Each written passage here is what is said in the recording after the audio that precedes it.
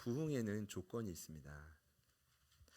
물론 하나님의 전적인 역사이지만 부흥이 일어나는 공식이 있다는 것입니다. 3주 전부터 부흥을 갈망하라는 주제로 구약에 기록된 부흥의 스토리를 나누고 있는데요.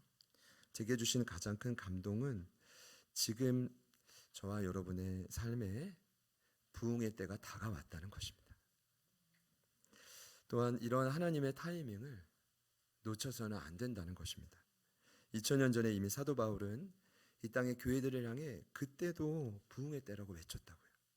고린도후서 6장 말씀입니다. 우리가 하나님과 함께 일하는 자로서 너희를 권하노니 하나님의 은혜를 헛되이 받지 말라. 이르시되 내가 은혜 베풀 때에 너에게 듣고 구원의 날에 너를 도왔다 하셨으니 보라 지금은 은혜 받을 만한 때요 보라 지금은 구원의 날이로다. 이 말씀을 여기서 나온 게 아니라 처음 나온 게 아니라 이미 하나님은 구약에서도 강력하게 외쳤어요. 왜냐하면 하나님을 떠난 삶이 지식적으로만 믿는 삶이 얼마나 공허하고 괴로운지를 그분은 아셨기 때문입니다. 그래서 이사야 선지자도 동일하게 말했죠. 이사야 49장 8절입니다. 여호와께서 이같이 이르시되 은혜의 때에 내가 내게 응답하였고 구원의 날에 내가 너를 도왔도다. 내가 장차 너를 보호하여 너를 백성의 언약으로 삼으며 나라를 일으켜 그들에게 황무하였던 땅을 기업으로 상속하게 하리라. 저희가 볼 땐 황무해도 하나님은 여전히 언약을 이루신다는 겁니다. 저는 그때가 지금 저희들의 눈앞에 다가왔다고 믿는 것이죠. 그렇다면 부흥에 반드시 필요한 공식은 무엇입니까? 다름 아닌 삶에 찾아온 강력한 위기입니다. 인생은 그때 초월해서 찾아오시는 하나님을 만나고 부흥을 경험하기 때문입니다. 이것이 바로 하나님의 초월성과 은혜성의 만남이라고 지난주에 말씀 나눴죠. 저는 오늘 부흥을 갈망하면서 한 인물을 또 소개하려고 합니다. 그는 다름 아닌 이삭입니다. 원래 이름은 이차크. 뜻은요 웃음이라는 뜻입니다. 옆에 분들을 보시면 웃음이 나오나요? 네, 웃음이 나와요. 한번 잠깐 보시죠. 웃음이 나오시나요? 웃음이? 예, 그런 의미입니다. 이삭을 딱 낳았는데 너무 행복한 거예요. 그래, 이삭입니다. 의아하신 분들이 있을 겁니다. 왜냐하면 제가 야곱을 이야기하고 또 요셉을 이야기했는데 왜 그 다음이 모세나 다른 사건이 아니라 왜 이삭이냐? 이삭은 야곱의 아버지고 또 요셉의 조부고 믿음의 조상 아브라함이 100세 얻은 아들, 아브라함의 아들인데 사실 여러분께서 그렇게 생각한다면 저도 몰라요. 제가 그 모든 주간을 계획하고 짜는 게 아니라 개인적인 믿음은 그렇습니다. 이 흐름을 성령님께서 이끄신다. 필요하니까 야곱의 말씀을 먼저 듣게 하시고 그 다음 요셉, 오늘 이삭입니다. 근데 많은 분들이 이런 생각이 있을 겁니다. 흔히 이삭을 평범한 인물로 보십니다. 왜냐하면 그 자손들이 야곱과 요셉의 인생과 비교할 때 비교적 이삭의 삶이 평탄해 보이기 때문입니다. 그러니까 저에게도 사실은 그런 선입견이 있는데 그러나 전혀 그렇지 않습니다. 근거를 말씀드리면 여러 이유가 있겠지만 먼저 우선 그는 그의 배다른 형이었던 형제인 이스마엘에게 언제나 시기와 경계함을 당했습니다. 이스마엘은 하나님의 언약을 기다리지 못하고 아브라함이 자신의 첩이었던 하갈에게 난 아들이죠. 현재도 아랍인들은 자신들이 이스마엘의 자손이라고 믿고 있죠. 근데 코란을 보면 이스마엘이 아니라 이스마일이라고 쓰고 있어요. 무슬림 전설에는 아브라함과 이스마엘이 신성한 도시 메카에 카바 신전을 세우고 신이 됩니다. 또 성서와 달리 코란은 이삭이 아닌 이스마엘이 아브라함의 총애를 받은 아들이고 제물로 바쳐질 뻔한 훌륭한 아들이 이스마일이 아니라 누구라고요? 죄송합니다. 이삭이 아니라 이스마일이라고 가르칩니다. 심지어 그래서 유대인과 기독교가 의도적으로 성경을 곡해하고 있다. 아브라함의 사건을 곡해하고 있다고 말하고 있는데 핵심은 배단의 형제가 여러분에게 있다고 쳐보세요. 우리 아버지가 다른 첩을통에 아들을 낳는데 나보다 더 나이가 많은데 끊임없이 왜 무슬림들이 기독교를 싫어할까? 이게 흘러오는 힘이거든요. 물론 사단의 방해가 있겠지만 그 경계와 시기가 그때부터 얼마나 심각했겠어요. 그걸 누가 버텨냈다고요? 이삭이요. 두 번째 이유는 다 공감하실 텐데 아내 리브가를 은혜로 얻었죠. 그런데 자녀를 얻기까지 무려 얼마나 걸린지 아십니까? 20년이 걸립니다. 40세에 결혼했고 정확히 60세에 자식을 낳습니다. 거의 아브라함 수준입니다. 20년을 기다린다라는 건 대단하다 이 정도가 아니라 당시에 결혼을 했는데 자녀를 못 낳는 건 저주입니다. 지금보다 훨씬 더 그 당시에는 고대 당시에는 훨씬 더 큰 저주였습니다. 근데 그것을 20년의 시간을 이삭이 버텨냈단 말입니다. 이 정도만 해도 충분하지만 무엇보다 가장 큰 고난은 아브라함의 믿음을 시험하는 도구로 그가 어릴 적에부터 쓰임 받았다는 겁니다. 창세기 22장을 보면 하나님이 아브라함의 믿음을 최종 시험하기 위해 무엇을 요구하냐면 아들을 바치라고 합니다. 여러분 이런 공식이 나와요.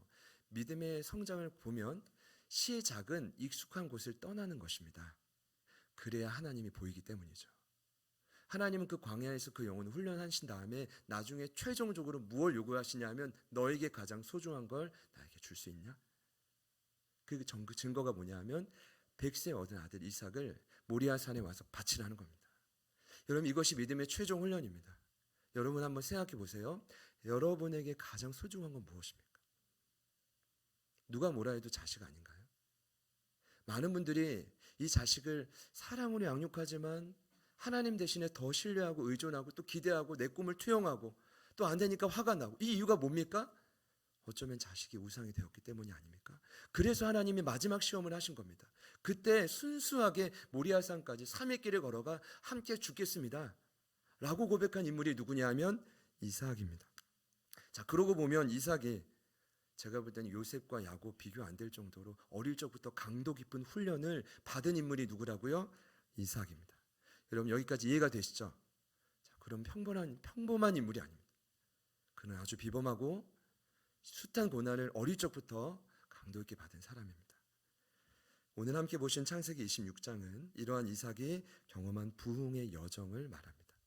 여러 이야기 같지만 하나의 지도처럼 쫙 연결되는 이야기더라고요. 특별히 26장은 성경 전체에서 이삭을 주인공으로 한 유일한 장인데 그리고 이삭의 부흥 이야기를 보니까요. 역시나 부흥은 강력한 삶의 위기에서 시작됩니다. 그건 다름 아닌 같이 한번 따라합시다. 반복된 흉년. 자, 1절의 말씀을 보니까요. 아브라함 때에 첫 흉년이 들었대요. 그리고 그 땅에 또 흉년이 들매 이삭이 그랄로 가서 블레셋 왕 아비멜렉을 만났다고 합니다. 보시죠. 첫 흉년 얼마 안 있어서 또 흉년. 자, 좀 성경을 깊이 보시는 분은 헷갈릴 수 있어서요. 25장에 아브라함이 죽었는데 왜 26장에 아브라함이 또 거론되냐? 여러분 성경은 그 다음 장이라고 그 다음 시기라고 보는 건 오산일 수 있습니다. 그러니까 조금은 깊이 보다 보면 이런 헷갈린 것들이 보여요. 많은 학자들에 의하면 25장에 아브라함의 죽음이 기록됐지만 26장에 동시대에 살았다라고 봅니다. 이삭과 근거리에. 근데 여기서 중요한 건 반복된 흉년이 그 땅에 일어났다는 그 땅에. 이 땅이 어떤 땅입니까? 부르심의 자리입니다. 그들이 거주한 팔레스틴은 여러분 강수량이 절대적으로 부족한 땅입니다. 그래서 비가 오는 건 은혜고요. 흉년은 죄에 대한 하나님의 진노와 종말의 사인입니다. 명색이 부르심의 자리입니다. 아브라함도 살아있고요. 심지어 그 계보를 이을 이삭도 있고 그런 순간이었습니다. 그런데 이삭도 반복된 흉년이 당황스러웠을 겁니다. 여러분에겐 그럴 때가 없습니까? 내가 부르심의 자리 확실히 있고 하나님을 제대로 섬기는데 왜 흉년이 끊어지지 않지? 아마 이 고민을 다 한 번 이상씩은 해보셨을 겁니다. 근데 바로 그때 하나님이 그에게 나타나십니다. 그리고 하나님의 명령에 맞춰 이삭은 익숙한 헤브론을 떠나서 그랄 땅으로 거주하죠.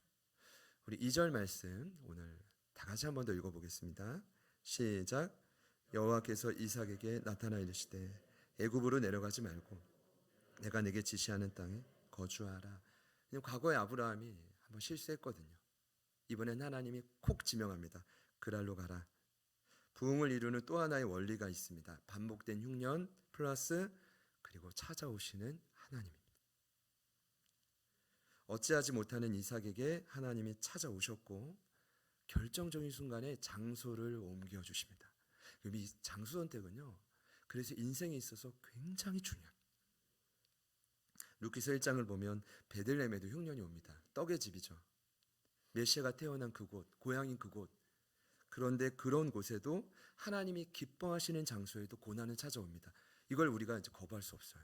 중요한 건 흉년에 대한 저와 여러분의 반응입니다. 안타깝게도 그들은 하나님께 묻지 않고 당연히 가지 말아야 될 모압 땅으로 가버립니다. 처참한 인생을 맞이하죠. 그래도 이삭은 오늘 하나님의 명령을 따라 그랄로 갑니다. 저는 먼저 오늘 이 시간에 함께 예배하는 분들의 삶 가운데 이미 크고 작은 흉년이 찾아왔다고 생각합니다. 그런 저희들에게 동일하게 찾아오실 하나님을 기다립니다. 그리고 바로 그 시간, 이 시간이 바로 그때의 길을 소망합니다. 하나님 찾아오셔서 저와 여러분에게 말씀해 주시는 거죠. 그런 은혜가 있기를 축복합니다. 네. 그럼 다 기억하지 못해도 한 가지 음성만 들어도 됩니다. 이 말씀 시간에요.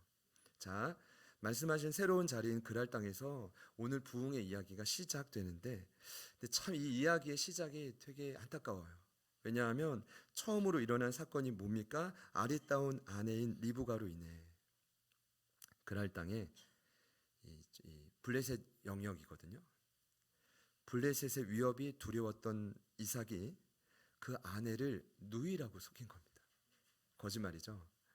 7절에 나오는데 이삭을 이상하게 보지 말고 당시에는 이런 일이 많았대요. 빈번히 일어났다고 합니다.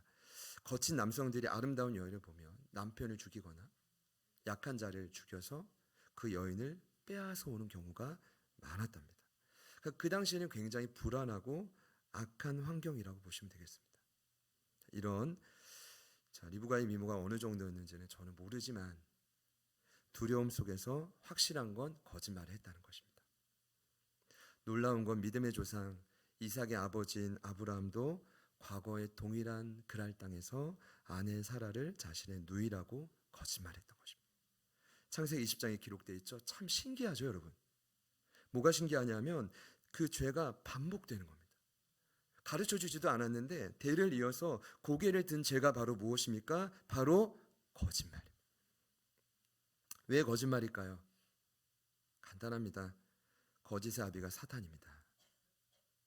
최초의 거짓말도 사탄이 했습니다. 그래서 하나님의 자녀들은 하나님의 사람은 어떤 상황에도 거짓만큼은 피해야 합니다.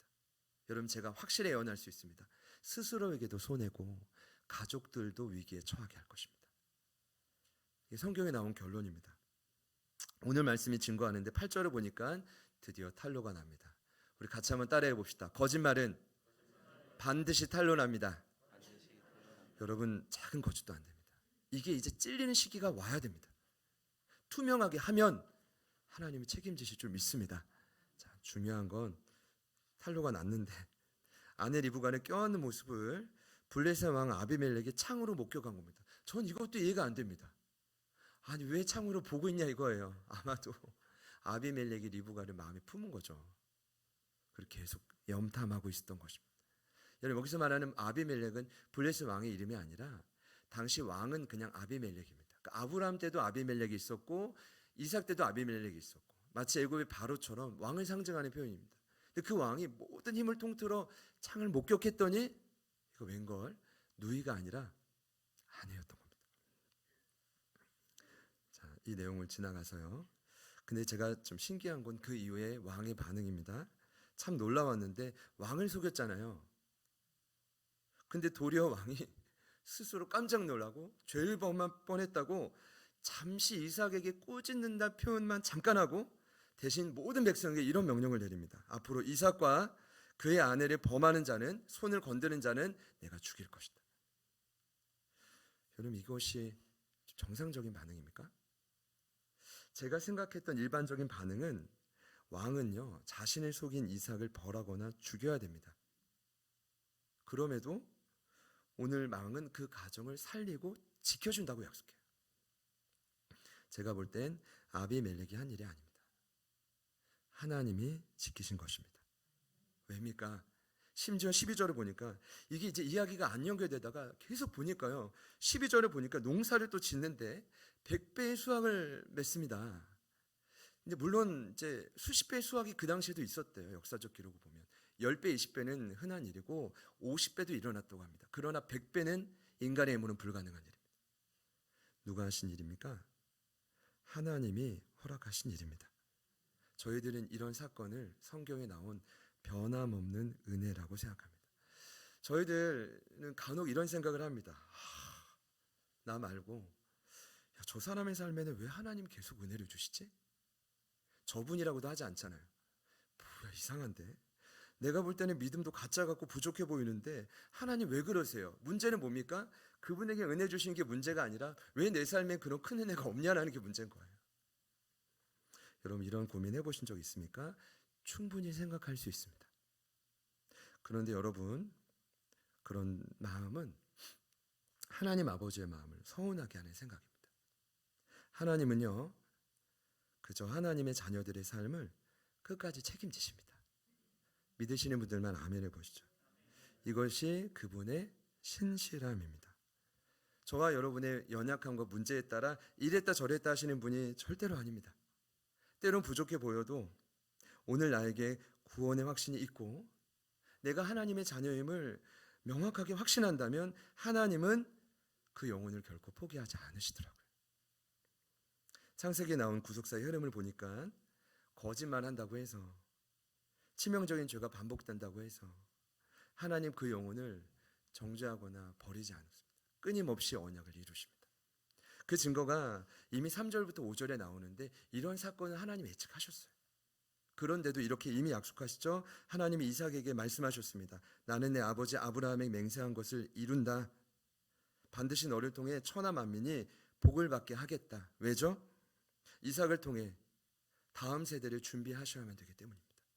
여러분의 눈에는 자녀들이 우리의 주변이 공동체가 부족해 보여도 그들이 이 다음 세대의 유일한 소망이기 때문입니다. 그리고 이삭이 이 땅에 등장하는 다윗과 메시아의 조상이 되어야만 되기 때문입니다. 그리고 이삭을 통해 믿음의 후손들이 결국 나와야만 되기 때문입니다. 결국 부흥은요, 하나님의 신실하심에 기초합니다. 우리 이런 마음으로 옆에 있는 분들께 이렇게 한번 축복합시다. 표정은 다 아는 것처럼 이런 표정으로 옆에 있는 분들에게 인사합니다. 하나님이 다 아시지만 포기하지 않으십니다. 이것이 하나님의 신실함입니다. 정죄하지 마세요. 그렇다고 내 삶을 막 나는 은혜 주시지 않냐고 일단 나누겠지만 그러시지 마십시오. 하나님 서운해하십니다. 우리 한 번 더 옆에 있는 분들께 축복합시다. 하나님이 잘 해주실 겁니다. 그런데 오늘 부흥의 흐름을 보니까 그 신실함이 막 강조되는데 세상의 방해도 본격화돼요. 여러분, 은혜도 실제인데 방해도 실제적이란 말입니다. 근데 저희가 피부로 느낄 때는 은혜보다 방해가 훨씬 더 커 보여요. 그러니까 하나님이 감사한 일을 많이 줘도 한 가지 마음을 서운하게 하잖아요. 거기에 집중하는 게 사람입니다. 그렇죠? 100개를 줘도 한 가지 서운하게 마음 아프게 하면 그것 때문에 넘어지는 게 인간입니다. 오늘 말씀을 보니까 그때부터 그랄 땅의 블레셋 사람들이 심지어 왕인 아비멜렉이 그렇게 존경하다가 이삭과 그의 가정을 시기해 합니다. 그래서 어떻게 합니까? 이 땅을 떠나라. 이게 교회의 운명입니다. 뭐냐 하면 세상에서 진짜 영향을 끼치기 시작하면 끼치지 못하도록 철저히 막죠. 여러분, 이런 고민 해보셨죠? 결국 저희들이 구별된 성도로 살아간다는 것은 세상의 이런 숱한 방해와 함께 간다는 것을 의미합니다. 그렇다면 오늘 말씀이 나온 그들의 방해는 무엇입니까? 아브라함 때, 존경하는 아버지 때 그렇게 힘들게 파놓은 모든 우물을 흙으로 메워 막는 것입니다. 18절에 나오는데 저는 참 고약하다. 그냥 나가라고만 하지. 그렇다고 이삭이 그랄을 떠나지도 않았지만 우물을 막으면 농사를 어떻게 집니까? 아니, 우물을 막아버리면 심이 많은 양과 소떼를 어떻게 이끕니까? 말 그대로 우물은 생명입니다. 말 그대로 그 당시 우물은 그 당시 사람들에게 생명의 근원입니다. 그러니 우물이 없이는 살 수가 없습니다. 고민하다가 이것이 우리에게 어떤 방해로 다가올까? 실제로 우리에게 이러한 세상의 공격과 방해는 어떤 것일까요? 근원적으로 여러분의 실존의 문제를 흔드는 것입니다. 이게 무슨 말이냐 하면, 여러분 영적인 거장들이 동일하게 하는 말이 있습니다. 예수 그리스도의 제자가 되는 최종 훈련은 재정 훈련이다. 왜냐하면 만몬과의 싸움에서 져버리면 실존이 흔들립니다. 돈이 많고 적음에 따라 우리의 믿음이 살았다가 죽었다가를 반복합니다. 자, 보세요. 자, 그래서 이제 저 예전에 계시록 강의를 했었는데 기억하실 거라고 있습니다. 계시록 13장을 보면 666 이야기 나오죠. 마지막 때에 일곱이 일곱 나팔 일곱 대접 재앙도 본격화되지만 이 666의 표를 받은 자만 매매 활동에 참여하게 된대요. 이런 재앙이 가능한 이유가 뭔지 아십니까? 사단이 재정의 줄기를 끝까지 포기하지 않습니다. 그리고 계속 교회를 흔들어요. 성도들을. 물론 그 시험 위에 하나님이 모든 걸 주관하심을 저희는 믿지만 실제 이 재정 훈련 통과하기가 결코 쉽지 않습니다. 근데 오늘 말씀을 보니 중요한 건 이와 같은 절망적인 순간에서 이삭이 여전히 그곳에 남아서 우물을 계속 파내려갔다는 것입니다. 대단하죠? 놀랍게도 하나님은 그런 이삭에게 우물을 살아갈 식수원을 계속 허락했고 방해도 계속됩니다. 자, 말씀드릴게요. 처음으로 판 우물에서 다툼이 있자 그곳을 떠납니다. 많은 분들이 이 문맥을 이삭의 위대한 양보라고 말합니다. 저는 그렇게 생각하지 않아요.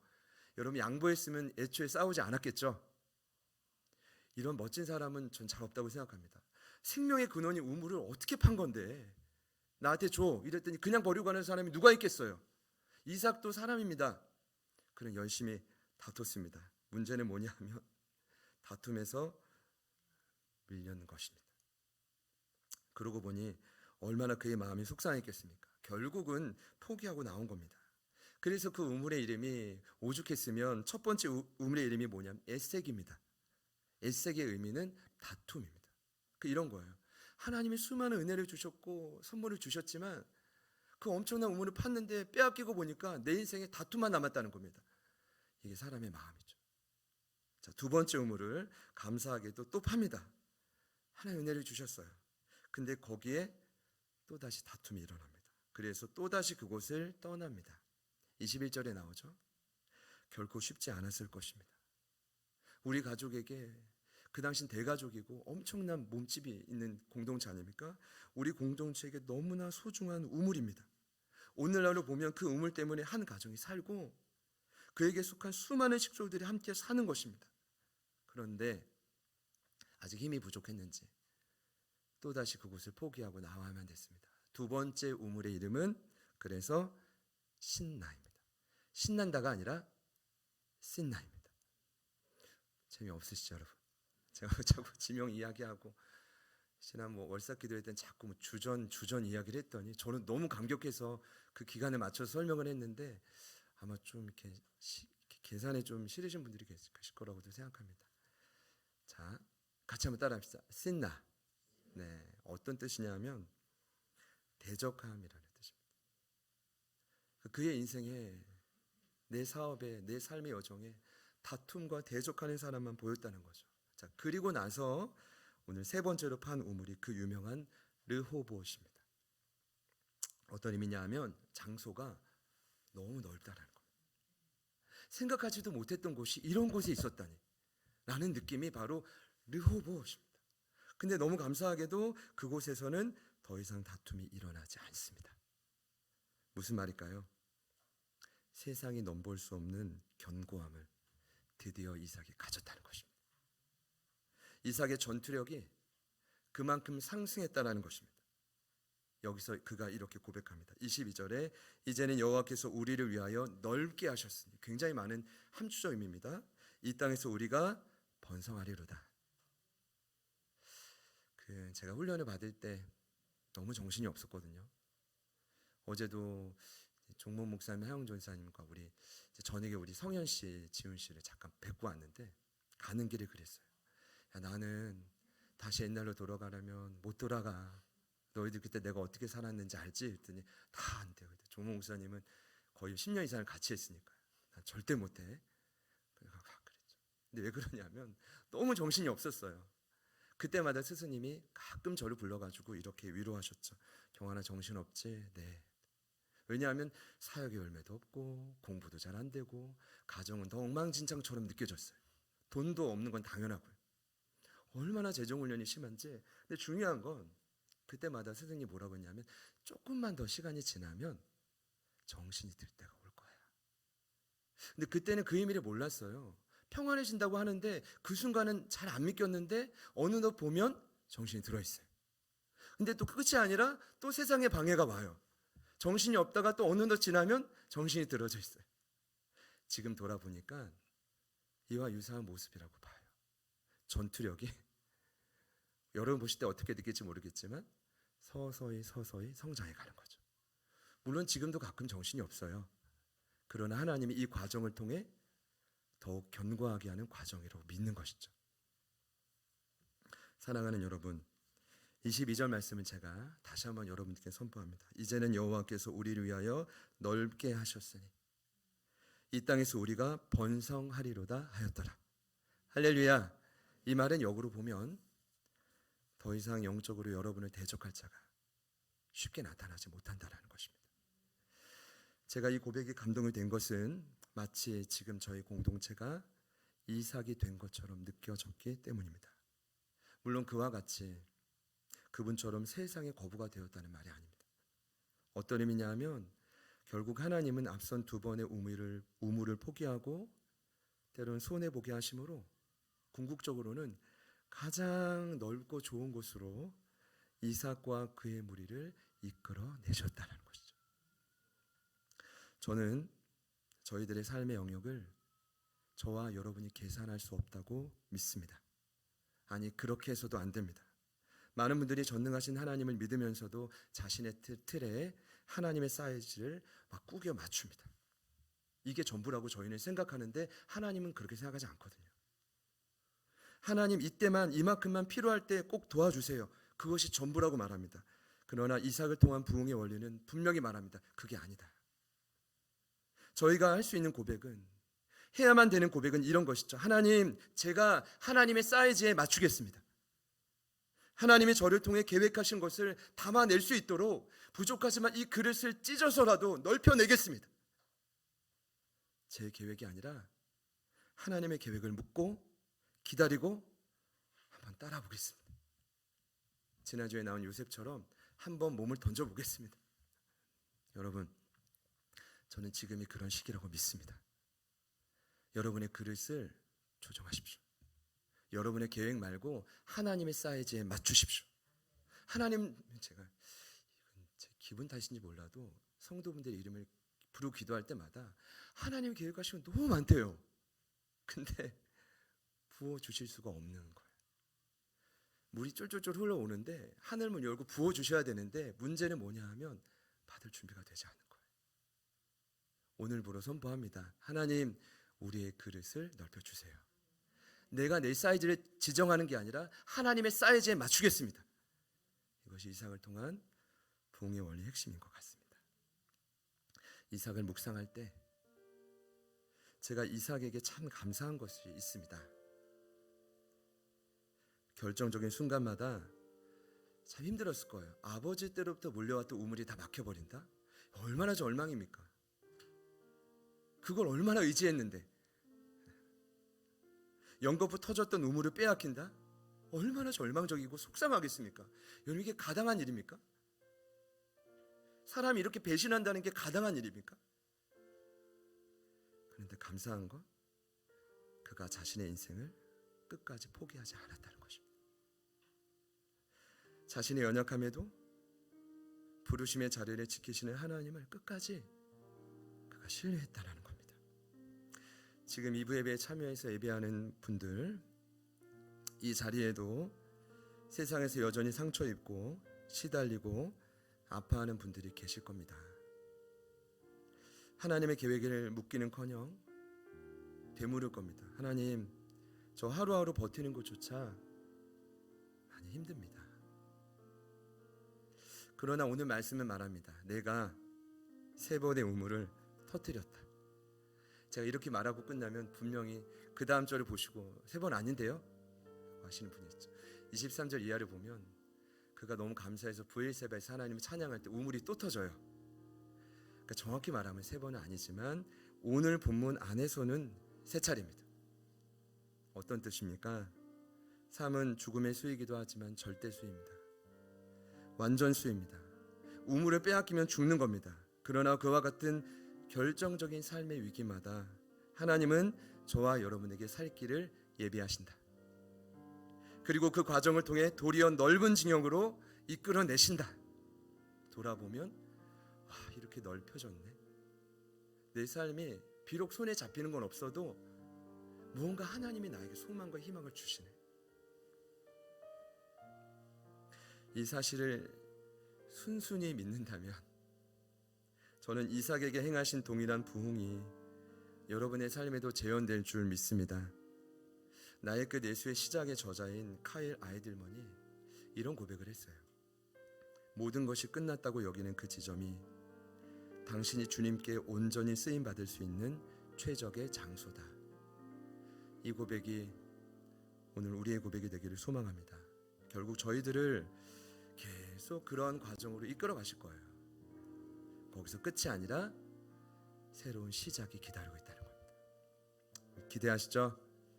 우리 그런 기대하는 마음을 담아서 금주의 사랑 인사를 우리 사랑하는 우리 지체들에게 한번 합시다. 이렇게 인사합시다. 결국 넓게 하실 겁니다. 이번에는 인사하지 않은 분들에게 한 번만 더 인사합시다. 결국 넓게 하실 겁니다. 믿으시죠? 네.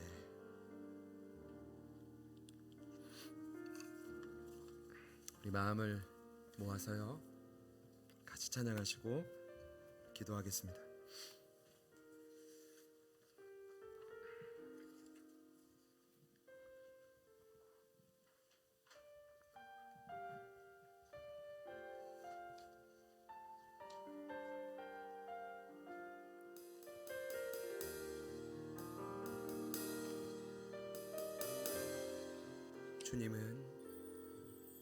주님은 내 맘에 아픔 알아주시니 지난 밤 눈물 지워주시고 아침에 돋아난 여린 불들과 같이 내 맘을 새롭게 하네. 흐르는 시간에 보인 주의 영광은 내 삶을 밝게 비춰주시니 온 땅과 모든 삶보다 전에 계셨던 주님 창조의 주를 찬양하네. 주님은 거친 바다 위 나의 영혼 두 손으로 굳게 잡아주시네. 주님께 맡긴 인생의 여정 속에 아픈 만큼 기쁨의 날 주시. 한 번 더 고백합시다. 주님은 내 맘에 아픔 알아주시니 지난 밤 눈물 지워주시고 아침에 돋아난 여린 불들과 같이 내 마음 새롭게 하네. 흐르는 시간에 보인 주의 영광은 내 삶을 밝게 비춰주시니 온 땅과 모든 삶보다 전에 계셨던 주님 창조의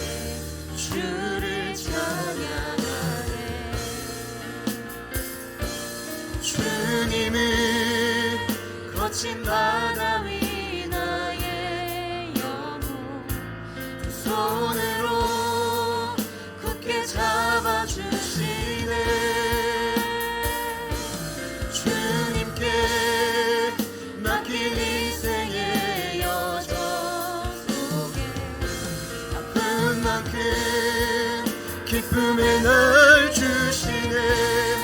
주님은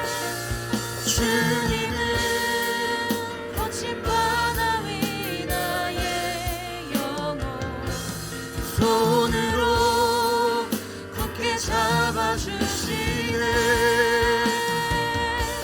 주님께 맡긴 인생의 여정 속에 아픈 만큼 기대하는 마음으로 전심을 다해 고백합시다.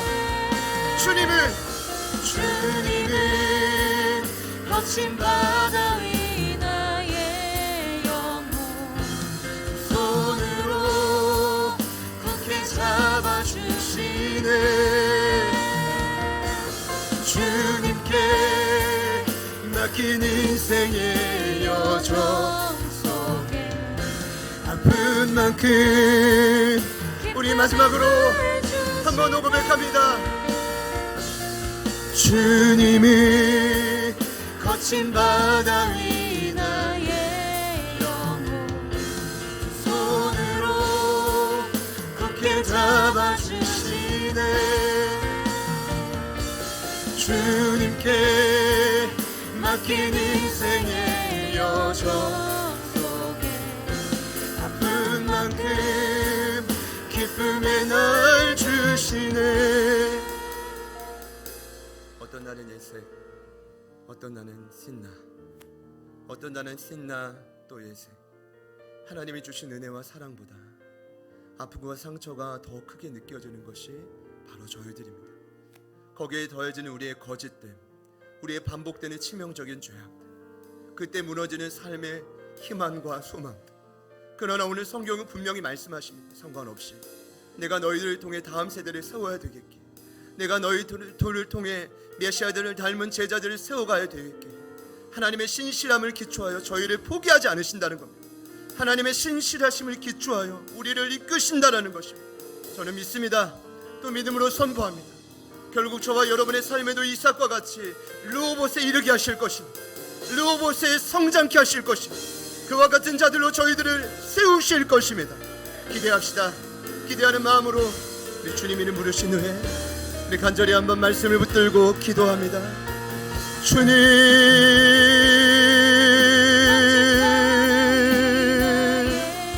주님 도우소서, 주님 도우소서.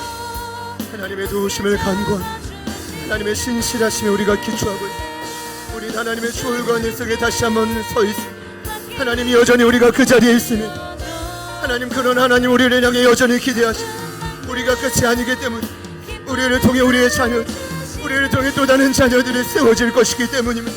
그와 같은 확장을, 그와 같은 기대를 우리의 삶을 통해 여전히 이루어가실 것이기 때문에 하나님, 우리의 믿음 없는 눈을 회개하며 하나님의 계획하신 그 사이즈, 하나님의 계획하신 그 여정에 또 다른 누군가의 믿음을 우리가 판단하는 것이 아니라 내가 성장하게 하여 주십시오. 우리 스스로가 자라나게 하여 주십시오. 우리 스스로가 그것을 돌파하여 이겨나가게 하여 주십시오. 주님 도와주십시오. 성령님 도와주십시오. 성령님 인하여 주십시오. 하나님 도와주십시오. 하나님이 끌어주십시오. 이삭을 통한 부흥의 여정, 오늘 우리에게 있는 여정이었습니다. 우리에게 나타났던 모든 아픔과 슬픔을 주님께서 위로하시고 주님께서 세우셨던 것입니다. 하나님, 이 과정 속 온전히 신뢰하며 하나님을 끝까지 바라보고 하나님 그 자리를 멸하지 않으며 다시 한번 하나님의 영적인 제길을 바라보는 우리 모두가 되게 하여 주십시오. 살아계신 하나님, 주님 감사합니다. 아버지 감사합니다.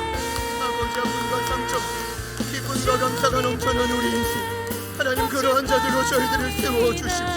아버지 하나님 도우소서. 아버지 하나님 일하소서. 하나님 아버지 역사하소서.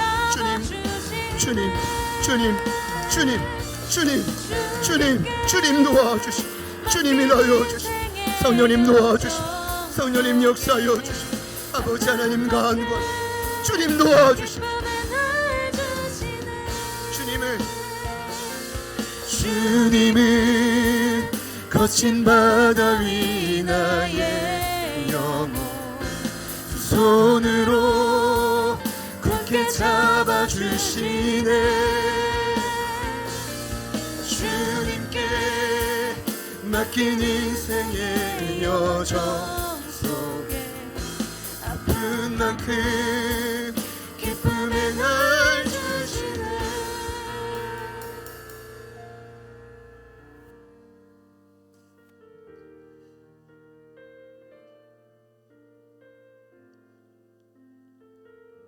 동일한 고백을 주님 앞에 올려드린 줄 믿습니다.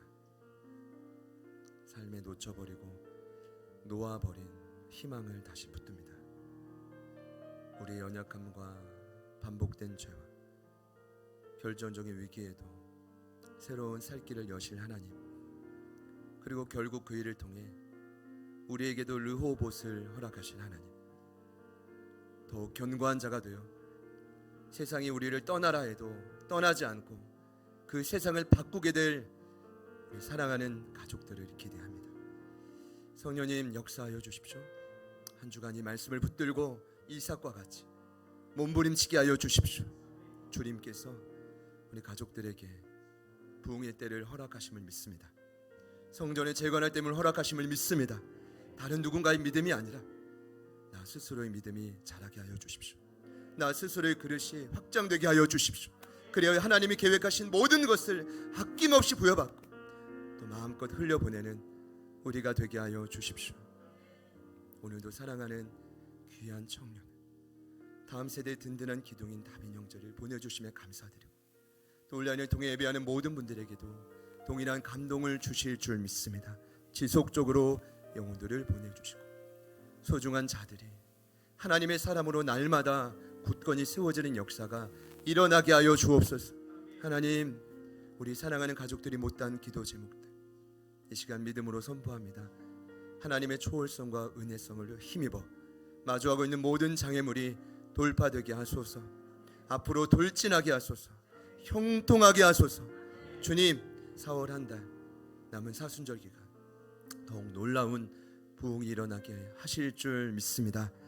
이제는 우리 구주 예수 그리스도의 은혜와 하나님 아버지의 변함없는 신실하신 사랑하심과 성령님의 내주 충만 교통 위로하심의 역사가 이삭에게 허락한 르호봇을 기대하며 다시 하나님께로 나아가는 오늘 2부 예배에 참여하신 한 분 한 분의 머리 위에, 그리고 저희들이 떠나지 않고 다투며 승리하게 될, 그리하여 그 세상에서 저희들을 통해 돌아오게 될 수많은 영혼들, 그 삶의 터전 위에, 그리고 첫 생일을 맞이하여 하나님께 감사 예배를 올려드리고 고백하는 우리 라온이 그 모든 삶의 터전 위에 지금부터 영원토록 함께 하시기를 간절히 축원하옵나이다.